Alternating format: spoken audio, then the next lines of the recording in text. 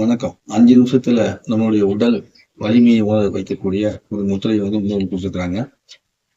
அந்த முத்திரை வந்து பார்த்தீங்கன்னா, வராக முத்திரை. அதைத்தான் நம்ம இன்னைக்கு முத்திரை மருத்துவத்துல பார்க்க போறோம்.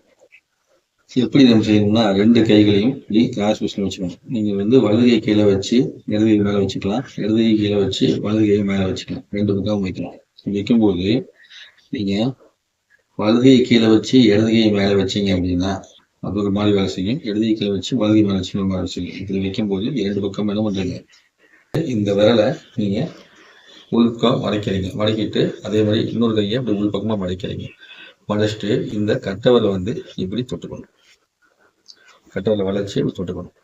அவ்வளவுதான். அமைதியா உட்காந்துக்க வேண்டியதான்.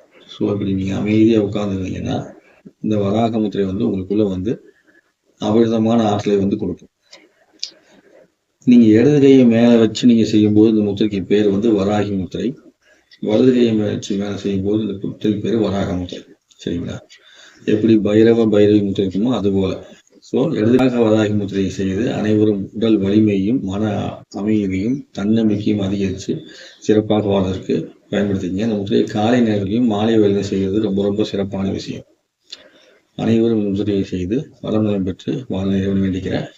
சேனலை சப்ஸ்கிரைப் பண்ணுங்க, லைக் பண்ணுங்க, கமெண்ட்ஸ் பண்ணுங்க, பார்த்துக்கோங்க. உங்களுக்கு இது போன்ற முத்திரை மருத்துவத்தை படிக்கணும்னு ஆசைப்பட்டீங்க, வாட்ஸ்அப் நம்பரை தொடர்பு கொண்டு கற்றுக்கலாம். குருவே நம, தந்தையே நம.